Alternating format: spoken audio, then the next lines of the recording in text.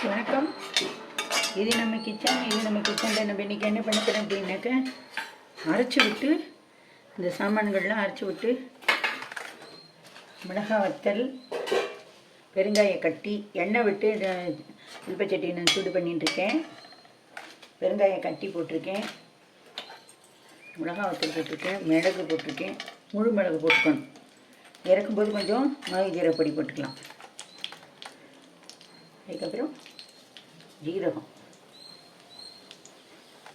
இதெல்லாம். அதுக்கப்புறம் உளுத்தம்பருப்பு, முழு உளுத்தம்பருப்பும் வச்சுக்கலாம், உடச்ச உளுத்தம்பருப்பும் வச்சுக்கலாம், இல்லை தோலியோடு இருக்கிற பற்றியில் கருப்பு உளுத்தம்பருப்பு அதுவும் போட்டுக்கலாம். கருப்பு உளுத்தம்பருப்பு தோலியோட போட்டதை விட இந்த முழு உளுத்தம்பருப்பு போட்டுட்டேன்னா கலர் வந்து நல்லா இருக்கும், இல்லாட்டி கருப்பாக போய்டும் உண்டு. ஆனால் முழு உளுத்தம்பருப்பு தோலி இருக்காத உளுத்தம்பருப்பு ஃபுல் ஃபைபர் இருக்குது, சத்து உடம்புக்கு. நான் வந்து எல்லா காயும் போட்டு ஒரு பொரிச்ச குழம்பு பண்ண போகிறேன். இந்த பாருங்க, இதில் எல்லாம் பீர்க்கங்காய், சவுத்தல், மூக்கு, கேரட், கத்திரிக்காய் இதெல்லாம் வச்சுருக்கேன். மொச்சை உரிச்சு வச்சுருக்கேன். எல்லாத்தையும் போட்டு இப்போ இதை என்னென்னா வறுக்கணும். இதெல்லாம் வறுபட்டு விட்டு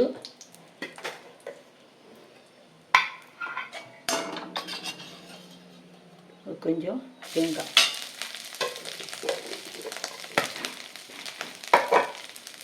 இதை வச்சு நல்லா செவக்க வறுத்துக்கணும். மீடியம் ஃப்ளேமில் வச்சு செவக்க வறுத்துக்கணும். தேவைப்பட்டால் வேணால் அரிசி மாவு கரைச்சி விடலாம். அரிசி மாவு, கார்ன்ஃப்ளவர் மாவு, கடலை மாவு, இதுமாரி ஏதோ ஒரு மாவை கரைச்சி விட்டுக்கலாம். இனிமேல் நம்ம வறுக்கணும்.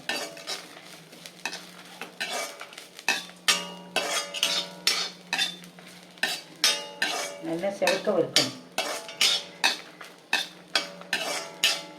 தோரம் பருப்புலையும் பண்ணலாம், பைத்தம் பருப்புலையும் பண்ணலாம், இல்லை ரெண்டு பருப்பையும் இது பாதி அது பாதி மிக்ஸ் பண்ணியும் பண்ணலாம். எல்லாத்தையும் குழம்புன்னா குழம்புக்கும் கூட்டுக்கும் ரொம்ப ஒன்றும் வித்தியாசம் கிடையாது. வந்து குழம்பு அப்படின்னா கொஞ்சம் தளர்த்தியாக பண்ணணும், கூட்டு அப்படின்னா கொஞ்சம் கெட்டியாக பண்ணணும், அவ்வளோதான் வித்தியாசம். இது வந்து மிளகு கூட வச்சுக்கிட்டு மிளகா காரத்தை குறைச்சி வச்சுக்கிட்டா, கேரளா சைடில் கேரளாக்காரில் மிளகு தான் அதிகமாக வைப்பாள். மிளகு வாசனை தூக்கெல்லாம் வைப்பாள். மிளகு வாசனை தூக்கெல்லாம் வேணும்னா அப்படி அரைக்கும் போது கொஞ்சம் முழு மிளகை போட்டு வறுத்து அரைச்சி விட்டு இறக்கி வச்சதுக்கப்புறமும் கொஞ்சம் மிளகு பொடியை வறுத்து பொடி பண்ணி வச்சுக்கணும். நம்ம டப்பாயில் போட்டு ஃப்ரிட்ஜில் வச்சுக்கிட்டோன்னா தேவைப்படும் போது இந்தமாரி ஸ்டேஜுக்கெலாம் எடுத்து போட்டுக்கலாம். அது என்ன பண்ணுறது, அப்போ இறக்கி வச்சுட்டு இதுக்கப்புறமா இந்த வறுத்த மிளகு பொடி இருக்குது பட்டையில் அது கொஞ்சம் போட்டு கலந்துடணும். அப்போ முன்னா மிளகு வாசனை தூக்கலாக இருக்கும். கலந்துட்டு ஒரு ஸ்பூன் அதில் நெய்யை விட்டுட்டோம்னா, நெய் விடலாம், நெய் இல்லைன்னா தேங்காய் எண்ணெய் விடலாம். நான் இப்போ இது வந்து தேங்காய் எண்ணெயில் தான் வறுக்கிறேன், தேங்காய் எண்ணெய் விட்டு வறுக்கிறேன் நான் வாசனைக்காக. இந்தமாரி வறுக்கணும். நல்லா வறுபட்டு விட்டு நான் இதை வந்து ஆஃப் பண்ணிவிட்டு இதுமாரி ஒரு மிக்ஸி ஜாரில் நான் எடுத்துக்கிறேன் அரைக்கிறதுக்காக. அரைச்சிட்டு நம்ம காய் வெந்து, காய் பருப்பு இதெல்லாம் வெந்து வர்றதுக்குள்ளே இது ஆறிடும், நம்ம அரைச்சி விடலாம். ஃபஸ்ட்டு போடுறது நம்ம சாமான்லாம் வறுத்து அரைக்கிறது தான் முதல்ல பார்க்கணும். வறுத்து வச்சுட்டேன்னா ஆறின்னு இருக்கும். அதுக்குள்ளே இந்த காய் பருப்பு இதெல்லாம் வந்து வேக வச்சு வறுத்துட்டேன்னா இது வறுத்து சரியாக இருக்கும். இப்போ இதுமாதிரி வறுத்துட்டேன்னா இதில் இந்த உளுத்தம்பருப்பு நான் அன்றைக்கி கூட சொன்னேன் இல்லையா, ஒரு அழகாக 2 அழகாக உளுத்தம்பருப்பு, கடலை பருப்பு தனித்தனியாக ட்ரை ரோஸ்ட் பண்ணி ஒரு டப்பாவில் எடுத்து வச்சுட்டோம்னா தேவைப்படும் போது இதுமாரி இதில் போட்டு விடலாம். அதுமாரி இந்த உளுத்தம்பருப்பு இதை போட்டுன்ட்டேன். இதோடய சேர்த்து போட்டு வறுக்கலாம், தனியாகவும் வறுத்து வச்சுக்கலாம். தனியாக எத்தனையோ டிஷ்ஷஸ் தேவைப்படும். அதனால நான் எதுக்கு இதுக்காக சொன்னேன். அன்றைக்கி யாரோ ஒருத்தர் கேட்டிருந்தா எதுக்காக தனி உளுத்தம்பருப்பு கடலை பருப்புலாம் வறுத்து வச்சுக்கணுன்ட்டு. இந்தமாரி வறுக்கும்போதும் போட்டு வறுக்கலாம், இல்லை தனியாக வறுத்து வச்சுட்டோம்னா தேவைப்படுற சாமான்களுக்கு போட்டுக்கலாம். இதை நல்லா ஆறினதுக்கப்புறம் இதை நல்லா அரைக்கணும். நைஸ் பேஸ்ட்டாக அரைச்சி எடுத்துக்கணும். இப்போ வந்து இந்த பச்சை குழம்புக்கு ரெடி பண்ணிடலாம். இப்போ இந்தமாரி துவரம்பருப்பு, வெறும் துவரம்பருப்பு தான். நல்லா நைஸாக மஞ்சப்பொடியும் போட்டு நல்லா ஒரு 20 நிமிஷம் ஊற வச்சுட்டு பருப்பை மஞ்சப்பொடி போட்டு நல்லெண்ணெய் விட்டு நல்லா குழவாக வேக வச்சு நான் பிளெண்டரில் மசிச்சு வச்சுருக்கேன். காயோடையும் சேர்ந்தாப்பில் போட்டு துவரம் பருப்பு வேக போடலாம். வேக போட்டுட்டு இப்போ மசிக்கும் போது என்ன ஆகுதுன்னா இந்த பருப்போடு சேர்ந்து காயும் மசிஞ்சு போய்டுறது. அதனால் நான் வந்து பருப்பை தனியாக வேக வச்சுட்டு காயை தனியாக வச்சுருக்கேன். இப்போ என் பாத்தில் இருக்கிற எல்லா காய்கறிகள்லையும் கொஞ்சம் கொஞ்சம் எடுத்து கட் பண்ணி தோலை சீவி நறுக்கி உப்பு மஞ்சள் பொடி போட்டு ஊற போட்டு அலம்பி மாதிரி எடுத்து வச்சுட்டுருக்கேன். அதுக்கப்புறம் இது வந்து பச்சை மொச்சை அலம்பி வடிகட்டி எடுத்து வச்சுட்டுருக்கேன். இதையும் போட்டுக்கலாம். இது கூட பச்சை பட்டாணி போடலாம். வந்து இப்போ இதுதான் போடணுமா அப்படின்னா அப்படிலாம் இல்லை. காஞ்ச இது பட்டாணியோ கொண்டக்கடலையோ நிலக்கடலையோ இருந்தால் கூட நைட்டே ஊற வச்சுட்டு இதில் போட்டுக்கலாம். மொச்சை எல்லாமே காஞ்சது எந்த சுண்டல் வெரைட்டிஸ் எது இருந்தாலும் இந்தமாரி போடலாம். இல்லைனாலும் பரவாயில்லை. கடலை பருப்பை ஊற வச்சுட்டு இதோட போட்டு விடலாம். நான் வந்து ஒரு செட்டிங் அளவுக்கு சர்க்கரை போடுறேன். இது வந்து ஆப்ஷன், அவளுடைய விருப்பம். இப்போ தேவையான இது இந்த டிஷ்ஷஸுக்கு தேவையான உப்பு போட்டிருக்கேன், கல் உப்பு. இப்போ இது வந்து நம்ம வந்து ஒரு கலரி இதுக்கு தேவையானது ஜலம் வேணுமான்னு பார்த்து விட்டுக்கணும். ஏன் அப்படின்னா இல்லைன்னா கூட இதை இன்னொரு பாத்திரத்தில் கூட கொட்டி வச்சுட்டு குக்கரில் இந்த பாத்திரத்தை தூக்கி வச்சு ஒரு 3 விசில் விட்டும் எடுத்துக்கலாம். நான் இப்படியே டேரெக்டாகவே பண்ணிடலான் இருக்கேன். அதனால் இப்படியே பண்ணுறேன்.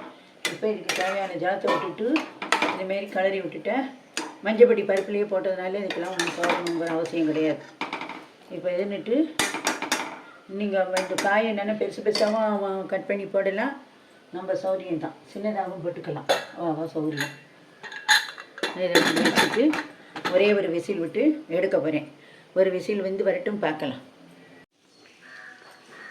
நம்மளோட பச்சை குழம்பு ரெடி ஆகிட்டான்னு பார்ப்போம்.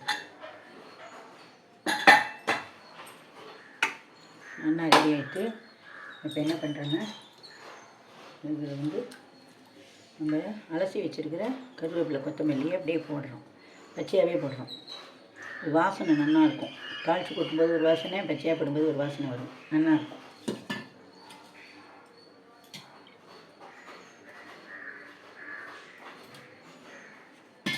இப்போ அடுப்பை பற்ற வச்சுட்டு இங்கேயும் சரியாக பற்ற வைக்கிறோம். நல்ல தேங்காய் எண்ணெய் விட்டு கடுகு போட்டுருக்கேன் தாளித்து கொட்டுறதுக்கு. மிளகாய் வத்தல் போடலாம், கடலை பருப்பு உளுத்தம் பருப்பு தாளித்து கொட்டலாம், கருவேப்பிலை எல்லாத்தையும் சேர்ந்தாப்பில் தாளித்து கொட்டலாம். ஆனால் இன்றைக்கி எல்லாமே இன்னும் போட்டதுனால நான் வெறும் கடுகு தான் தெளிக்கிறேன். இப்போ இந்த அரைச்ச பேஸ்ட்டை இதில் போடுறோம்.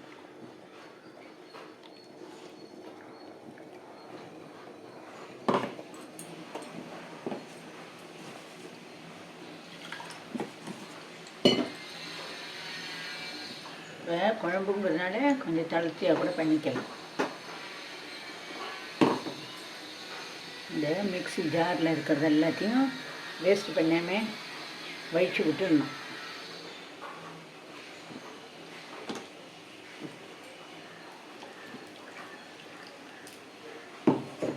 சாப்பிட்ற பொருள் எதையுமே வேஸ்ட் பண்ணக்கூடாது.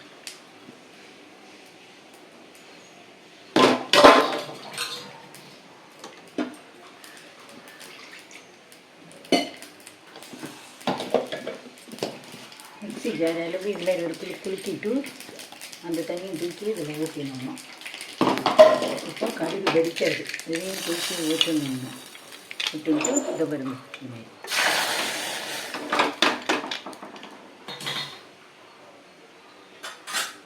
இப்போ என்னென்னா இது வந்து என்னென்னா இதுமாரி ஒரு கலரி நல்லா நடுக்கொதி வந்த உடனே இறக்கிடணும். இதில் வந்து தக்காளி பழமும் அரைச்சி விடலாம். தக்காளி பழம் விடலாம். உங்களுக்கு நம்ம வந்து தேங்காய் இல்லை எனக்கு எல்லாம் உடைக்க முடியல, நேரம் டைம் ஆகிட்டு அப்படி அப்படிங்கிறவா என்ன பண்ணலான்னா இதில் தேங்காய்க்கு பதிலாக தக்காளி, விரதம் இல்லைன்னா வெங்காயம் இதெல்லாம் வதக்கிட்டு அந்த நம்ம வறுத்த சாமான்களோடு எல்லாத்தையும் வச்சு நல்லா அரைச்சி ஒரு கொதி விட்டு இறக்கிட்டால் அது ஒரு டேஸ்ட்டாக இருக்கும். அது சப்பாத்தி பூரிக்கும் தொட்டுக்கலாம், சாதத்துக்கும் போட்டு பிசைஞ்சு சாப்பிட்டுக்கலாம். நல்லாயிருக்கும். இப்போ இது வந்து ஒரு கொதி வரணும். ஒரு கொதி வந்த உடனே பார்ப்போம்.